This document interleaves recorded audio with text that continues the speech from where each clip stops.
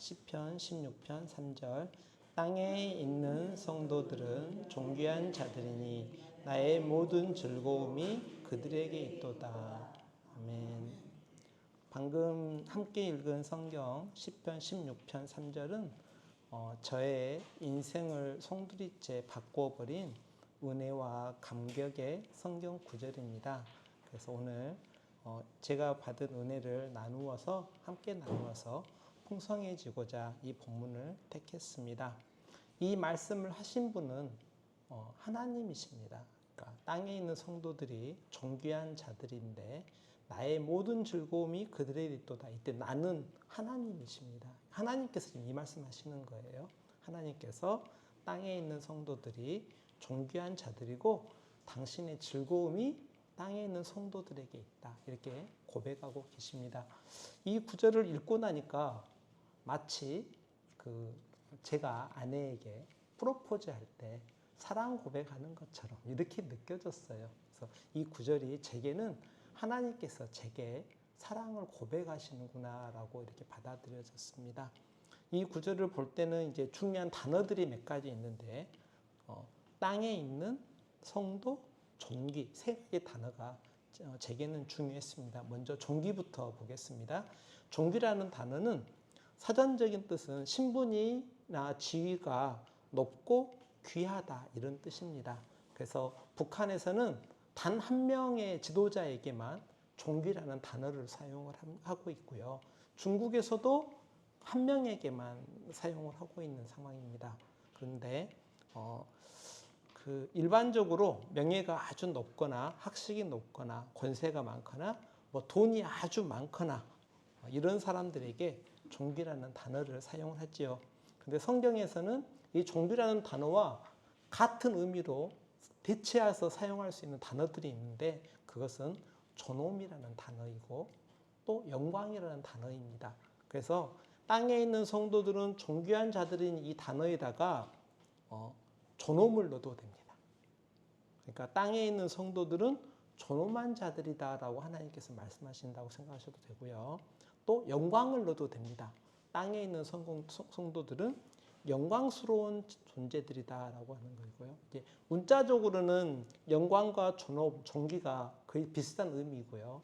계속 묵상을 하고 있다가 보니까 제가 다른 단어를 하나 넣었는데 이 단어도 잘 어울리더라고요. 존귀 대신에 복됨이라는 단어를 넣어봤습니다.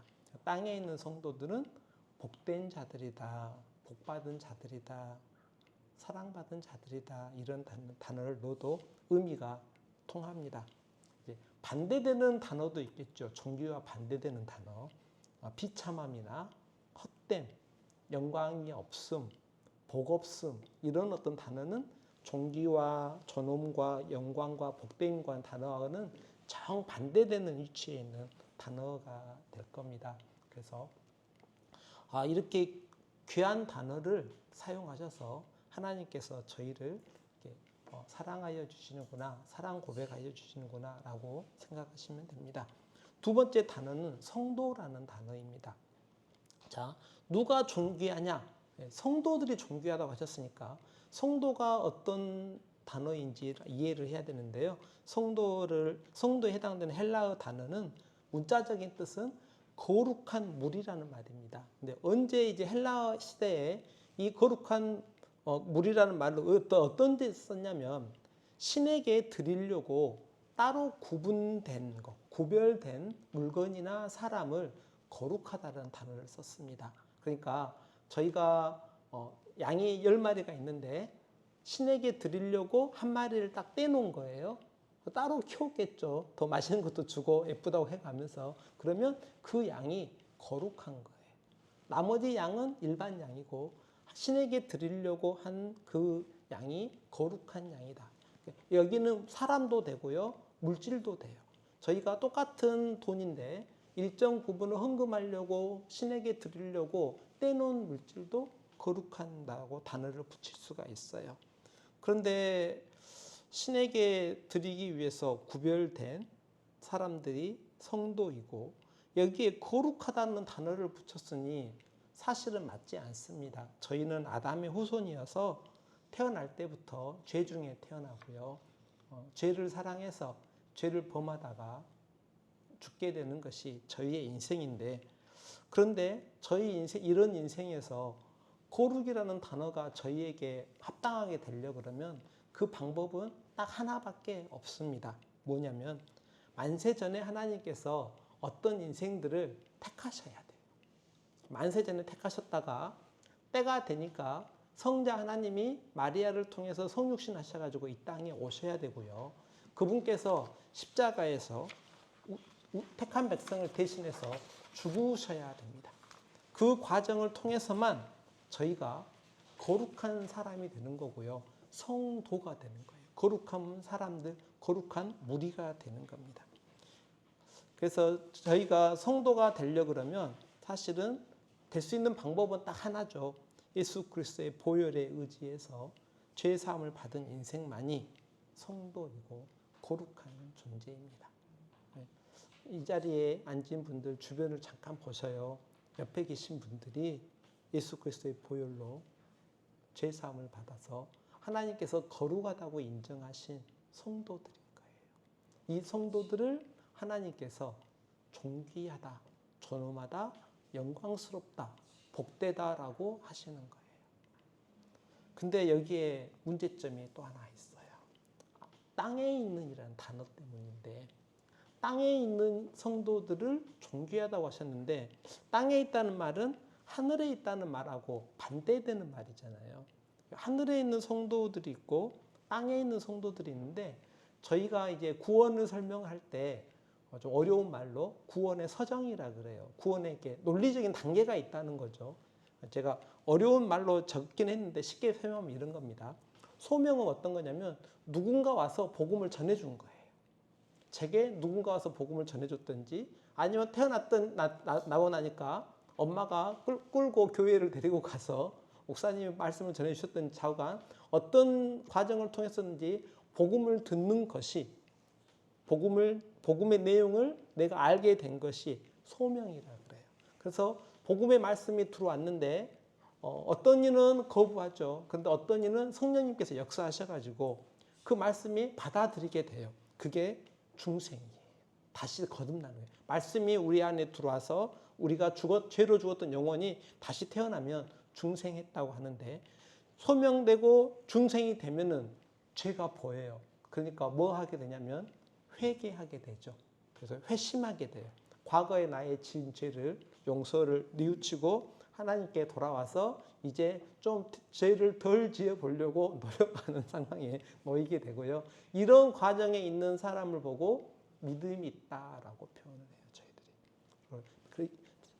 소명, 중생, 회심, 믿음까지 오게 되면 이제는 저희를 보고 하나님께서 뭐라고 하냐면 의롭다라고 하셔요.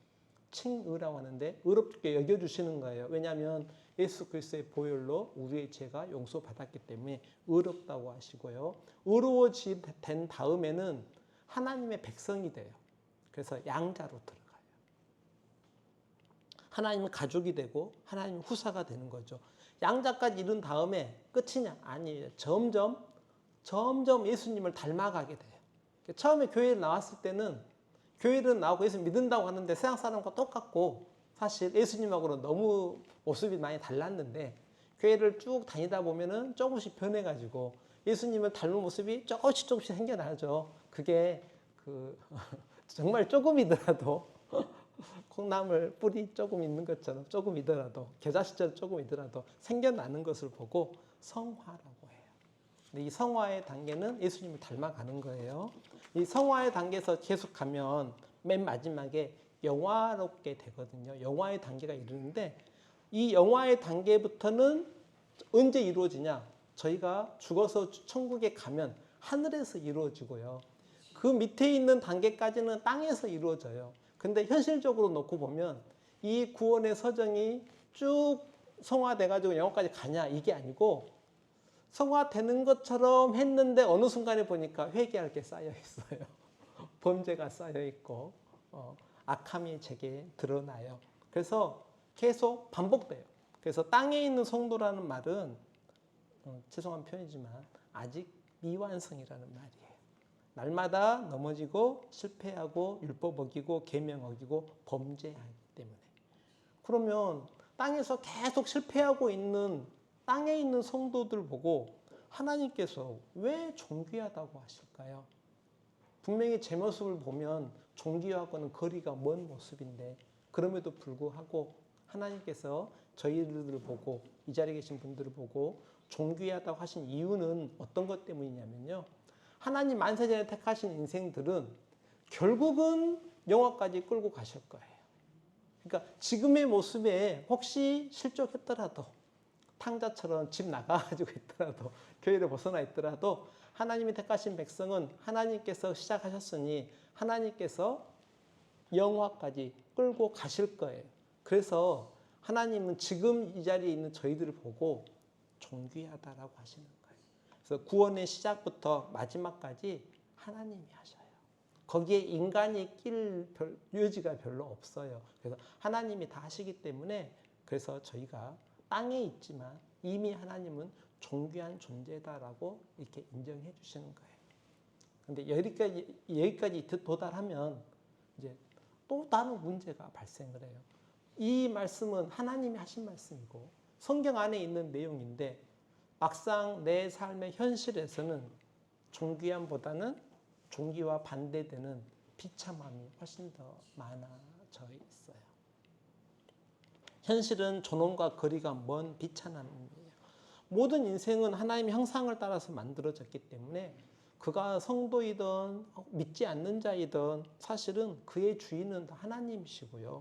하나님의 형상대로 됐기 때문에 생명에 대한 가치, 존엄에 대한 가치가 있어야 되는데 현실은 정말 비참해요. 이 비참한 현실이 드러나는 순간들이 있는데 제가 이제 곰곰이 생각해봤어요. 우리가 언제 비참해지는가? 그러니까 하나님은 존귀하다고 하시는데 현실에서 내가 비참해지는 시기를 쭉 생각해 봤더니 먼저는 아기들이 예방주사 맞을 때예요. 애들이 예방주사 맞으러 올 때 안 맞고 싶어 하죠. 그런데 어떻게 엄마가 꽁꽁 싸매 꽉 잡아가지고 억지로 놔버리잖아요. 아이의 의견과 주장과 인격과 존엄성을 무시해버린 거잖아요. 왜 무시하죠? 아이가 아직 미성숙하니까. 그런데 어른이 됐어도 어떤 경우는 존엄성을 무시할 때가 있어요. 오늘도 오신 분인데 치매에 걸려가지고 오시면은 어르신이고 인격체이지만 치매 증상이 나타날 때는 존엄성을 무시해요. 안 하겠다 그래도 억지로 뭘 하기도 하고 약도 드시라고 해야 되고 어떤 경우 다칠까 봐서 가두기도 하고요. 또 암 같은 중병이어도 존엄성이 타격을 많이 받습니다. 병원에 가면은 죄송하지만 인격체로서 존엄하게 대우를 잘 안 하죠. 병원에서 그냥 아픈 환자, 약간은 병자 취급, 존엄성을 무시하는 경우가 많습니다. 또 어떨 때 존엄성이 침해를 받냐면 돈이 하나도 없어서 구걸하거나 애원을 해야 될 때도 특히 그렇고요. 자본주의 사회에서 돈이 없을 때 존엄성이 많이 훼손이 돼서 비참함에 처하게 됩니다. 혹은 마약 같은 것에 중독돼서 마약을 얻으려고 막 뛰어다닐 때도 큰 권력 앞에 무기력해지거나 큰 권력에 불이한 청탁을 해야 될 때도 안타깝지만 존엄성이 무시됩니다. 이럴 때도 있죠. 내가 어떤 목적으로서 대우받지 않고 어떤 수단으로서 이용당한다라고 느낄 때도 나의 비참함이 드러날 때입니다. 또 내가 열심히 일을 했는데 그 일을 인정하지 않고요. 좀 무시한다든가 그럴 때도 비참하지 않을까 싶습니다. 이런 경우는 없겠지만 아내가 열심히 요리를 했어요. 저를 위해서. 근데 내가 한 입 먹어보고 맛없다고 안 먹어. 그러면 비참한 느낌이 들지 않을까요? 그래서 자기 일에 대해서 인정받지 못하거나 타인의 평가가 박할 때 성경에 예를 들자 그러면 롯의 사위처럼 멸망한다. 빨리 도망가자라고 했는데 사위들이 농담으로 여겼거든요. 그러니까 성도들의 말을 무시하거나 나의 말을 무시할 때 이럴 때도 비참함으로 느낍니다. 또 베드로처럼 요한 보고 쟤는 어떻게 돼요? 나는 어떻게 되고 쟤는 어떻게 돼요? 나는 잡혀 죽고 요한은 안 죽어요. 이런 식으로 교회 안에서 비교할 때도 사실은 비참함에 처하게 됩니다. 그런데 비참함을 고민해봤더니 정말로 많은 거예요. 너무너무 많아가지고 제가 한 10개까지 적다가 포기하고요. 안 적었어요. 그런데 공통적으로 비참해지는 상황이 있는데요. 전부 다 대부분 죽음 앞에서입니다. 죽음 앞에서 다 비참해집니다. 그래서 연극 중에 단지 15분이라는 연극이 하나 있습니다. 근데 어떤 내용이냐면 연극의 주인공은 총명해요. 그래서 박사 과정을 한 다음에 논문도 냈는데 논문이 아주 잘 썼다고 칭찬을 받았어요. 학위만 받을 상황이었는데 병원에 가가지고 몸이 안 좋아서 병원에 가서 진단을 받았더니 의사가 뭐라 그러냐면 당신 앞으로 15분 살 거예요 라고 얘기한 거예요. 앞으로 15분 남았대. 죽어라고 고생해가지고 박사학위 논문을 냈더니 15분 남았대요. 근데 그때 이제 병실에 있으니까 전보가 왔어요. 삼촌이 억만장자했는데 방금 돌아가셨는데 상속자가 없으니까 당신이 와서 상속 받으라고 연락이 온 거예요. 나 15분 남았는데 어디 거기 삼촌 장례식장에 가가지고 유산 상속을 받겠어요. 15분 뒤면은 저도 죽을 건데요. 근데 그 전보 온 다음에 또 전보가 또 안 온 거예요. 당신의 박사학위 논문이 올해 최우수 논문상을 받게 됐으니까 축하한다고 오는 거예요. 그 전보가 축하가 상이 무슨 도움이 될까요? 그러고 났는데 예전에 프로포즈했던 연인이 드디어 연락을 해가지고 결혼 승낙하겠다고 결혼하자고 연락이 왔어요. 하지만 15분은 지났고 그는 이제 죽었어요. 자, 억만장자의 재산도 최우수 박사학위 논문도 사랑하는 여인의 결혼 승낙도 죽음 앞에서는 비참하게 돼요. 그러면 현실은 이렇게 비참한데 저희는 현실 속에 발 딛고 살잖아요. 이런데도 불구하고 왜 하나님은 저희들 보고 존귀하다고 하셨을까? 존귀로 가는 비결이 성경 안에 있기 때문이에요. 저는 오늘 3가지를 가지고 왔어요. 그 비결을. 첫 번째는 영원이에요. 자, 무슨 말이냐면 비참한 현실을 넘어서 존귀하게 되는 비결이 있는데 그것은 하늘을 보고 영원을 보고 나를 계수하는 거예요. 시편 90편 12절에 우리에게 우리의 나를 계수함을 가르치사 지혜로운 마음을 얻게 하소서라고 기록이 되어 있어요. 하나님께서 각자에게 허락하신 날짜가 있어요. 인생의 삶의 시간이 있다는 거예요. 그런데 지혜는 뭐냐면 내 삶에 지금 얼마나 시간이 남았는지 계산하고 그 계산대로 살아가는 인생을 그 인생은 비참하지 않고 존귀한 거예요. 이렇게 인생을 계산하지 않으면 강건해서 80을 살든 90을 살든 그 인생은 날아가는 인생이고요. 혹 천년간은 대제국을 건설하는 큰 업적을 남겼더라도 밤의 한순간 같은 인생이 될 뿐이니까 저희가 저희의 남은 날을 계수하는 지혜가 있어야 되고요. 그것이 영혼을 바라보는 거예요. 두 번째는 하나님의 문신이에요. 병원에 어떤 분이 가끔 오시냐면 연인하고 사귀었어요. 그래가지고 어깨라든가 막 이런 데다가 여자친구 이니셜을 딱 이름을 썼어. 하트 해가지고 화살표 해가지고. 근데 헤어졌어. 그래가지고 지워달라고 오는 분이 가끔 계세요. 그런데 하나님도 문신이 있으시대요. 하나님께서는 손바닥에 문신을 하셨고요. 손바닥에다가 무언가 새기셨는데 성도들 한 명 한 명의 이름, 행위, 마음, 생각 전부 말하면 사실 이걸 다 모으면은 전 존재를 새기신 거예요. 근데 하나님은 지우지 않으시죠. 한번 새기시고 잊지 않는다. 자기 태어난 자녀를 긍휼히 여기지 않겠느냐, 젖먹이 자식을 어떻게 있겠느냐라고 말씀하시면서 저희를 손바닥에 새기시고 잊지 않는다라고 하십니다. 저희가 비참한 현실을 넘어서 존귀한 존재를 인지하는 비결 중에 하나는 손바닥에 새기시고 문신하신 하나님을 바라보는 것입니다. 세 번째는 성도의 가치, 교회의 가치를 인지하는 건데요. 저희가 이 성경책을 몇만 원에 사면 이 성경책의 가치는 몇만 원일 수 있는데 하나님께서는 교회를 얻으시려 성도들을 구원하시려 독생자가 십자가에서 죽으셨기 때문에 저희의 가치, 교회의 가치는 사실은 독생자의 가치가 같습니다. 그래서 예수 그리스도를 바라보면 성도가 얼마나 존귀한 존재인지 인지하게 됩니다. 요약하겠습니다. 사실 우리는 미숙하고요, 중병도 있고요, 돈은 없고요, 권세도 없고요, 단지 15분 남은 인생처럼 비참한 인생인 것이 현실입니다.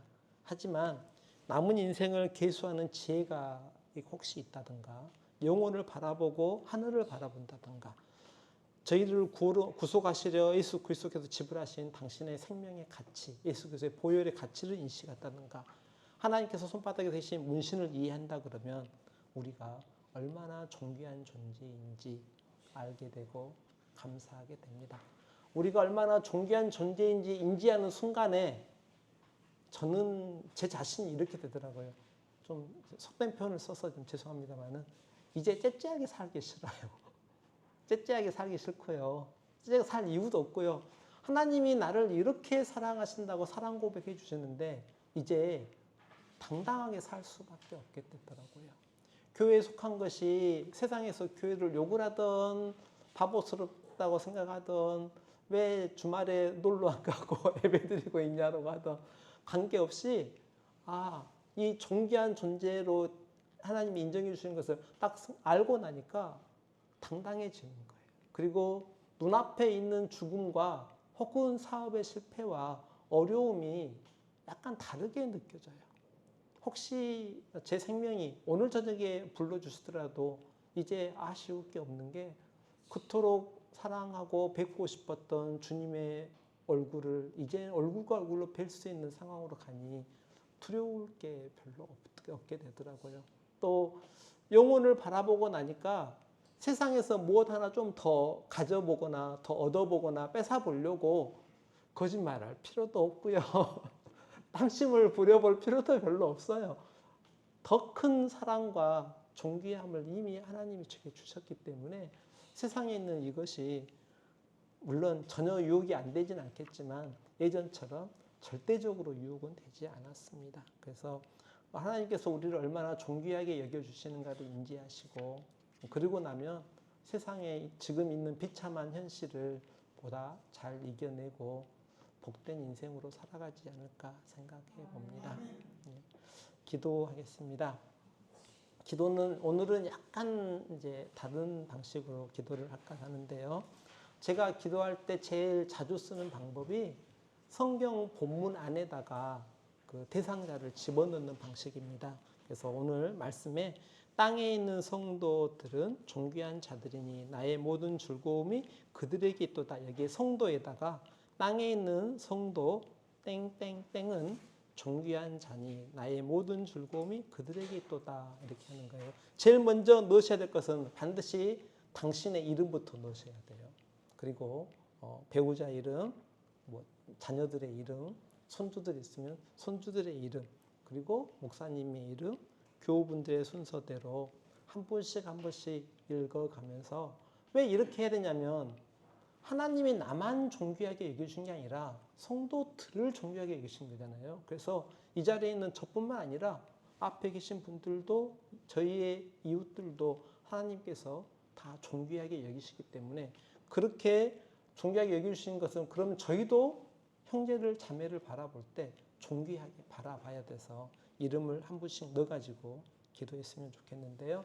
시간이 한정돼 있으니 개인 기도 시간에는 온 가족의 이름들을 다 넣어가지고 10명이든 20명이든 하시고 여기서는 제가 본인의 이름과 한두 분의 이름만 넣어가지고 기도해 주시면 좋겠습니다. 기도하겠습니다.